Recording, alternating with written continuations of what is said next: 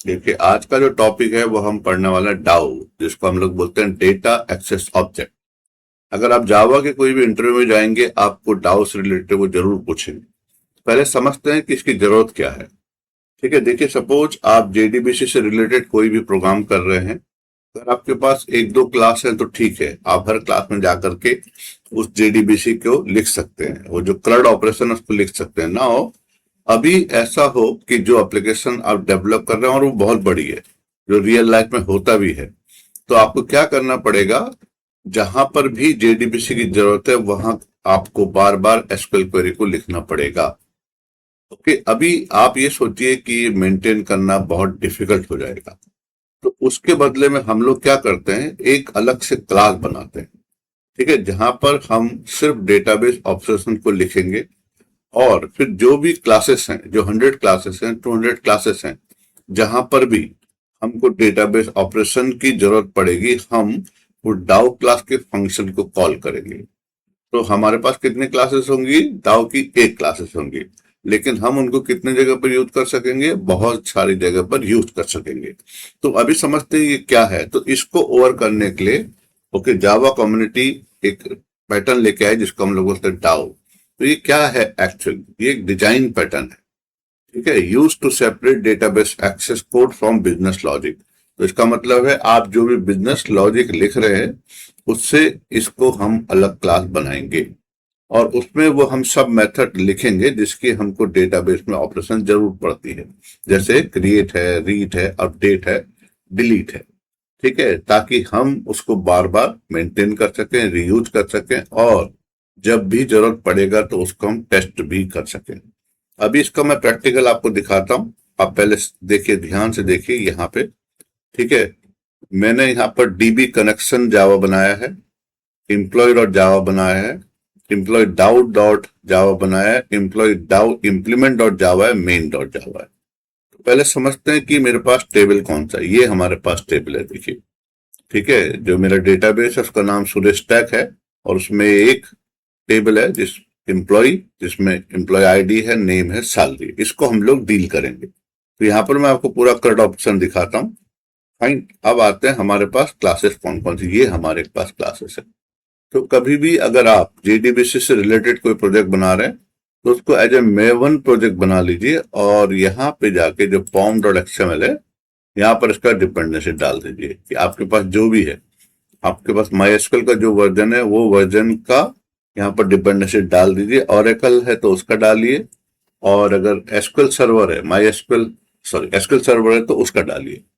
अभी देखिए, मैं आपको दिखाता हूँ। फिर यहाँ पर मैंने क्लास बनाया है। ठीक है, आप पहले आराम से देख लीजिए।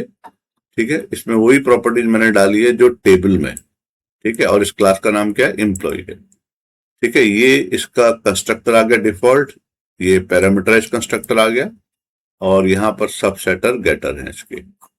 फाइन, अगर आपको कुछ भी डाउट रहेगा आप कमेंट में लिखिए, मैं आपको क्लैरिफाई करता हूँ। ठीक है, ये हमारा क्या था, एम्प्लॉय क्लास था। अभी कनेक्शन के लिए हमने क्या किया है, यहाँ पर देखिए।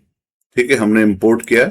जैसे हम जानते हैं जेडीबीसी करते वक्त जहां पर भी हमें सब लिखना है जेडीबी से रिलेटेड, हम इस क्लास को इंपोर्ट करते हैं। यहाँ पर अभी मैंने कनेक्शन का ऑब्जेक्ट बनाया, लाइन नंबर 9 की मैं बात कर रहा हूँ। यहाँ पर ड्राइवर को लोड कर दिया है, और यहाँ पर जो है मैंने गेट कनेक्शन में लिखा है तो 3306, क्योंकि उस पर हमारा माइस्क्वेल चलता है। यहाँ पर मेरे डेटाबेस का नाम, ये यूजर नेम, और ये पासवर्ड।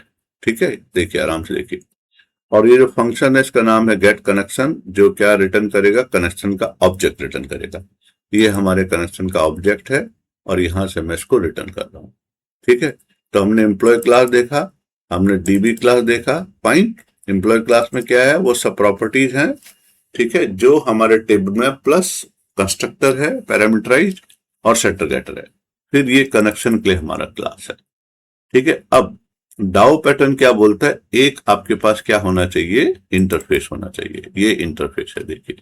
तो मैंने यहां पर एक इंटरफेस बनाया है। ठीक है, जिसका नाम मैंने लिखा है एम्प्लॉय डाउ। ठीक है, ये स्टैंडर्ड है कि आप उसका नाम ऐसे दीजिए। ये इंसर्ट फंक्शन है, ये अपडेट है, ये डिलीट है, ये सर्च है, और ये गेट ऑल एम्प्लॉय है। तो मैंने इसमें सब फंक्शन लिखे हैं जो हम अपने किसी भी प्रोजेक्ट में नॉर्मली डिस्कस करते हैं। यहां तक आपको समझ में आ गया। अभी इसका इम्प्लीमेंटेशन, क्योंकि इंटरफेस है तो इसका इम्प्लीमेंटेशन भी जरूरी है। तो उसके बाद मैंने यहां पर लिखा है एम्प्लॉय डाउ EMPloyer। फाइन, अभी इसको डिस्कस करते हैं। आपको मैं पूरा डिटेल में समझा देता हूँ।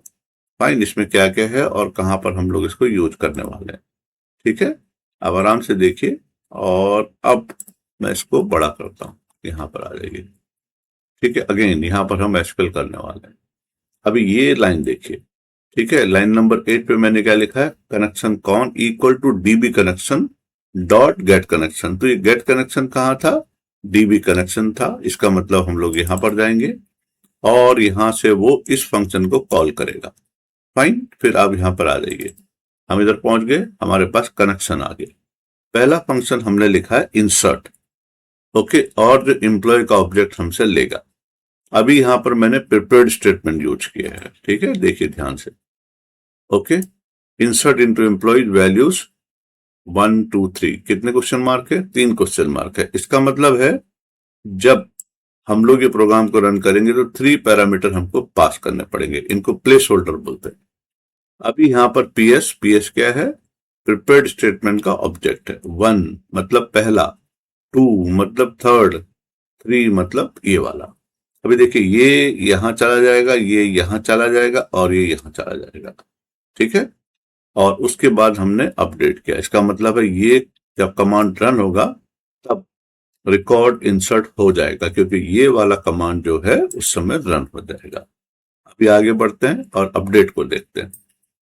हमने लिखा है update employee set name equal to question mark, salary equal to question mark, where employ ID equal to question mark. यहां पर हमने उसको सेट कर दिया जो जो हमें चाहिए। अब फिर हमने अपडेट क्वेरी को फायर कर दिया और एक मैसेज दे दिया कि एम्प्लॉय अपडेटेड। फाइन, ये भी आपको समझ में आ गया। अभी डिलीट पे आ जाइए। तो डिलीट में हमने क्या लिखा है, एम्प्लॉय आईडी हम लोग पास करेंगे। प्रिपेयर्ड स्टेटमेंट का हमने ऑब्जेक्ट बना लिया और अब क्वेरी जो पास की हमने, delete from employ where employ ID equal to 10 1। इसका मतलब है यहां पर देखिए, ये जो एम्प्लॉय आईडी हम पास करेंगे वो यहां पर आएगा और उसके बाद में रिकॉर्ड डिलीट हो जाएगा। ओके, अभी थोड़ा सा आगे चलते हैं। सर्च, ये क्या करेगा, एक आईडी लेगा। ये वो है जहां पर हम सिर्फ एक स्पेसिफिक रिकॉर्ड को सर्च करना चाहते हैं। तो अब मैंने यहां पर क्वेरी लिखा है। ठीक है, select star from employ where employ ID equal to question mark.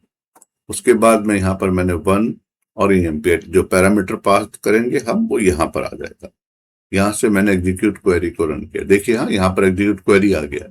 यहां पर क्या था, एग्जीक्यूट अपडेट, क्योंकि ये कोई मैनिपुलेशन नहीं करता है।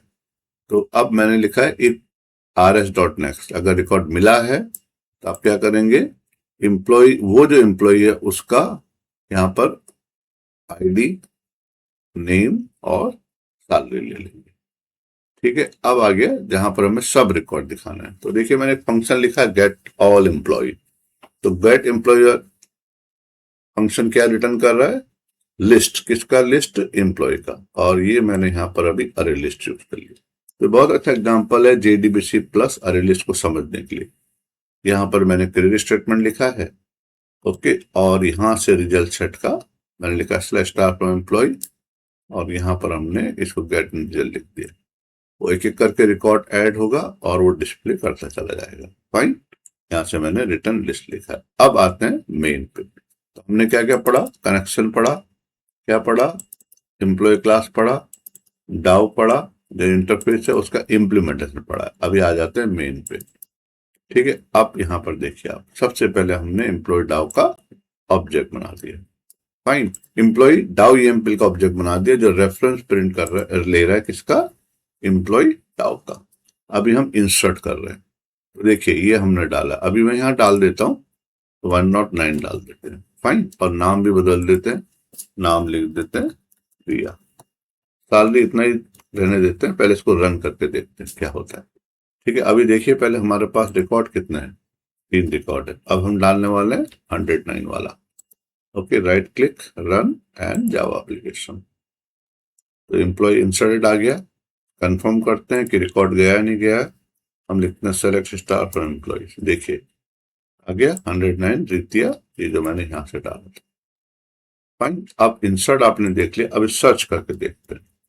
ठीक है, अभी मैंने 109 डाला, यहाँ 109 डाल देते हैं। फाइन, मैं कमेंट करते चले आ रहा हूं, जिसकी जरूरत नहीं है। अब हम यहां से आते हैं और उसको सर्च करेंगे। ठीक है, अब देखिए यहां से, ऑलराइट, तो ये हमारे पास क्या है, यहां से सर्च किया हमने, देखो अभी जब हम सर्च कर रहे हैं तो हमने क्या किया, ये 109 पास किया। 109 कहाँ जाएगा, उधर पहुंच जाएगा जहां पर हमने लिखा है। सर्च करेगा और मिल गया तो हमने क्या लिखा, if E not equal to null, इसका मतलब वो रिकॉर्ड हमको मिल गया जिसको हम सर्च कर रहे हैं। फाइन, यहां तक हो गया। अब उसको फिर हम डिस्प्ले कर दे रहे हैं। अभी राइट क्लिक करके देखिए, अभी वो रिकॉर्ड आ जाना चाहिए जो हमने भी डाला है। आ गया, देखिए 109 रित्या एंड 7000। तो आई होप ये भी आपको समझ में आ गया होगा। ओके, अब हम आगे बढ़ते हैं और वो रिकॉर्ड दिखाते हैं जहां सब रिकॉर्ड हमको दिखाने हैं।